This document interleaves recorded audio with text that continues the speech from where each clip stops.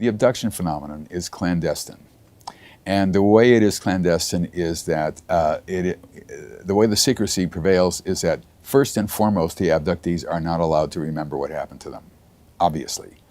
And so when they do remember, it's not a full memory. It's in bits and pieces of memory. It's got dream material in it. It has material of perhaps some popular culture in it, and it's severely truncated usually. And sometimes people say things that literally never happened, using hypnosis to find out what did happen. And in fact, nothing happened that they said. They were abducted. But all abductions, all of them that I have looked at, are physical. People are physically missing from their normal environments. Might be missing for 2 or 3 hours, where people search for them and call them, and they're not there, and there's an emergency call that they missed, and this and that, and parents have searched for their children, and children have searched for their parents. This is common. Therefore, they are taken when they are missed the least. That means that they're not taken out of work, because that would be damaging in a sense.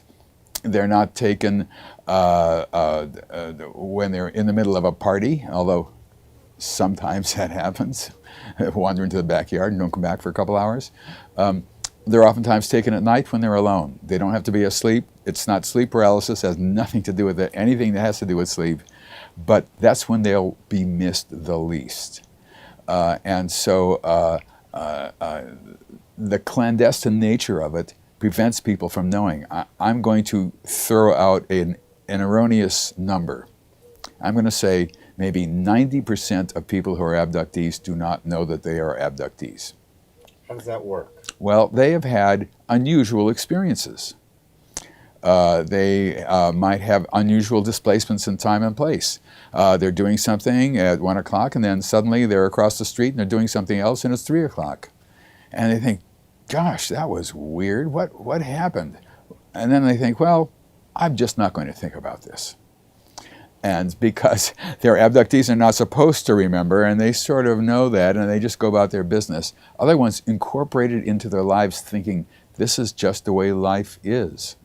Oddly enough, but I have had that. Now, people see other people being abducted and are not abducted themselves. People are abducted in groups and can confirm each other's abductions. People can sometimes, and this happens, meet other abductees at random, run into them on the street or something like that, and each one recognizes each other from being together on an abduction event. It's rare, but it does happen. And so there's a physicality to this. It's not a mentality. So what's the difference between that deja vu experience where two abductees are seeing each other Sessions with and recognize each other, or someone who's saying, you know what, I resonate with you, maybe I've seen you in a past life kind of thing. How do we distinguish between that and the abduction experience? It's difficult to distinguish between people who think they have past lives, or they've seen people on a higher plane of intellect or emotion or consciousness or whatever, unless you do hypnosis. By looking at people over decades, I can see change in time, I can recognize differences that are happening, I can see the progression of the phenomenon, and I've been extremely fortunate to be able to do that. There's obviously a trajectory to the abduction phenomenon. It is not an examination of people. These aliens are not interested in what makes us tick. We used to think this years ago. I used to think this years ago. What do you think now? This turns out to be a program with a beginning, a middle, and an end, and it is goal-directed.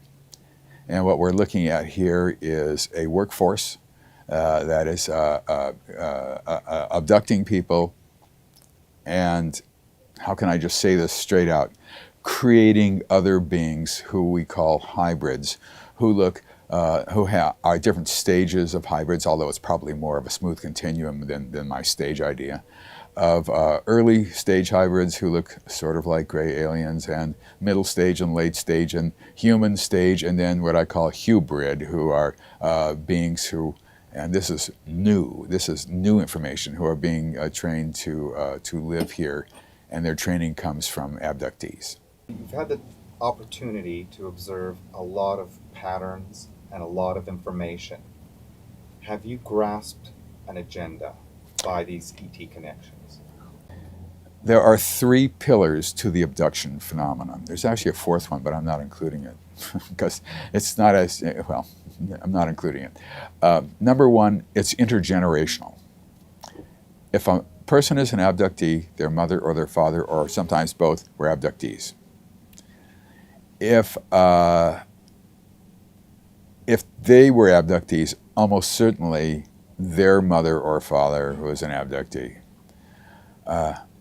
When the abductee has children, and let's just say has 2 kids, they will be abductees. And when they marry a non-abductee, all of their children, the 2 kids' children, if they each have 2 each, that's 4, they will all be abductees. Therefore, the intergenerational aspect of it makes sure that there are plenty of abductees around.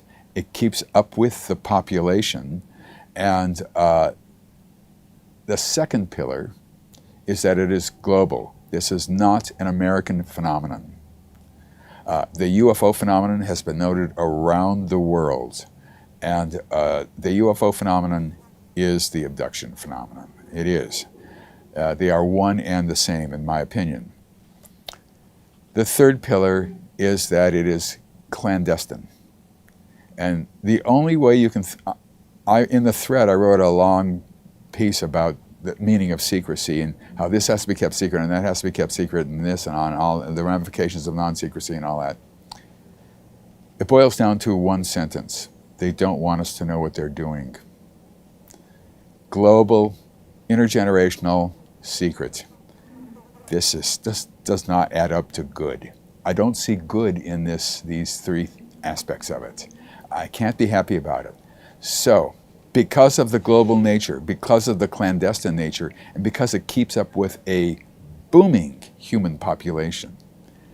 When I was born, there were 2.3 billion people on Earth. Now, I'm 73. There are 7.4 billion people on Earth in my lifetime. It's extraordinary. But the requisite number of abductees remains constant. If not, there are more than is needed now. So, when I say, what is the meaning of all this? Why are they doing this? I can boil it down to 2 words, and it's a guess. Because these beings do not say, but all the indications point to something I just call, in grandiose terms, planetary acquisition. That's a fantastic summary of a very powerful perspective. And there are countless people out there, perhaps significantly more people out there, who have claimed to have abduction experiences, who will say it is a benevolent connection, a connection they love. They feel more comfortable with their family of ETs out there than they do with their family down here or their friends down here. What is that then? They have bleed-through memories that are benevolent and wonderful and great. And for me, the way people process this in a lot of different ways, depending on their background and all. And I'm not in the life-ruining business. So if they want to think that, fine, that's fine with me. I usually don't see people who have that kind of a sense of this. I see people who really want to know what exactly is happening to them. I once had a woman who was heavily into that concept of benevolence and spirituality and all that, and related to aliens from another planet.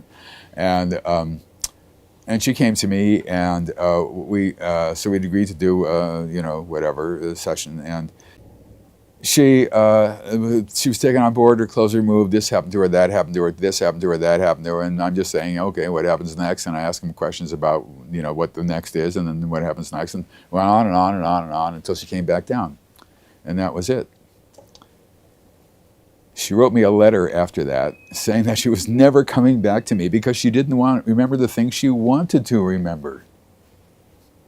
And I wasn't leading her on. She could have remembered anything she wanted as far as I was concerned. But But let me say something to what you were saying, which I think a lot of people would react strongly hearing what you said, that unless they came to a real bona fide therapist who could validate the experience or not, if someone says, I experienced something within, how could anyone externally say to you, no, you did not? right, well, I'm not going to say that. I mean, I would not say that whatever happened to them didn't happen. But if they're interested in finding out whether it actually did happen or not, the chances are that it would be a different situation for them.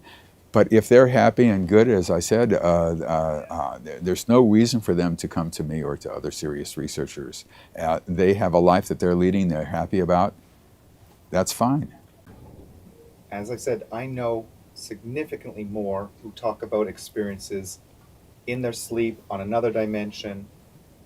What's your experience with that, and what do you say to those people? I have never actually dealt with a person who came to me who had a non-physical experience. That is simply not part of the phenomenon.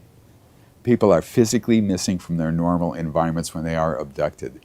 They are not mentally missing, and other people see them in bed and all the rest of that stuff or whatever. That simply, I have never had that. That does not happen. We're dealing with millions upon millions of people who are describing this phenomenon. What Yes. is it then? Planetary acquisition through creation of human-like hybrids. In other words, from the very beginning of our knowledge of the abduction phenomenon, the Antonio Villas-Boas case in 1957 in Brazil, Villas-Boas was taken on board a UFO. He was an illiterate Brazilian peasant. We learned later he wasn't an illiterate person. We all assumed that, but he was a law student who became an attorney. He claimed he was taken on board a UFO, and this happened to him, that happened to him, this happened to him, and that happened. Then he was placed into a room with this beautiful-looking, sort of human female, and he was required to have sexual intercourse for her, with her. Then the very next case we discovered, the Barney and Betty Hill case in 1961, they took him, this is in Portsmouth, New Hampshire, they took him into a UFO, they did this to him and that to him, they took a sperm sample from Barney, and they injected a needle into Betty's navel, and she thought it might be a pregnancy test or whatever it is. Those two cases, which we did not recognize correctly, both had reproductive elements to them. What do you mean we did not recognize them correctly? Well, we knew that Barney had had a sperm sample, but we just thought it was an examination, just to see what things are like, if that. We couldn't think about these cases. There wasn't enough knowledge to even think about these. So it doesn't mean anything. You can't think correctly about them. How should we be thinking, or what are you referring to now then? Well, virtually every abductee has had, if it's a male, has had sperm taken from them, and every woman has had eggs taken from them, ova. This is a reproductively oriented phenomenon, and it has been since the beginning. What they do is they take the sperm and eggs, they put them into a container, let's call it a petri dish, and I don't know the backstory here, and they alter the sperm and egg, sperm and egg fertilized, they alter it, and now I'm going to say something that is probably not true, but makes some sort of sense. With alien DNA. I do not know whether they put alien DNA in it, and I do not know whether aliens have DNA. So, but for the purposes of argument, we'll say that. They then take the zygote and implant it in the woman. At 10 or between 10 and 12 weeks, before she really begins to show at all, they remove it, and they place the fetus into a nutrient tank, of which there might be 100 nutrient tanks lined up in a room, or 50, or sometimes even more than 100. And from that, when they take the baby out, the baby looks either very human but somewhat hybridy, but somewhat alien-y, or half and half, or more human than alien, or much more human than alien, or even human and not alien. And I have different stages that I've thought about, but it's probably more of a smooth continuum. And the question is, why are they doing that? Because from the very first cases we ever discovered, there was that reproductive aspect to it, and it has remained rigidly constant throughout the decades. Absolutely. Now, the latest information is that these beings are, in fact, that the ones who look truly human and who are human and who look absolutely average are moving into towns, into apartments, between the ages of 17 and around 23 or so, in 2s and 3s and sometimes in 4s. And some of them are moving in independently into an apartment. They are using abductees to help them assimilate themselves into what normal human society is. Now there's a backstory to this too as well, what happens when they're children and all that. And there's only one very slight, hardly noticeable difference between them and us.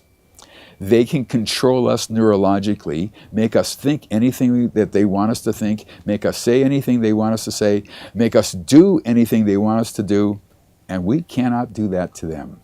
That makes us a second-class species, not a citizen, but a species, and them a first-class species.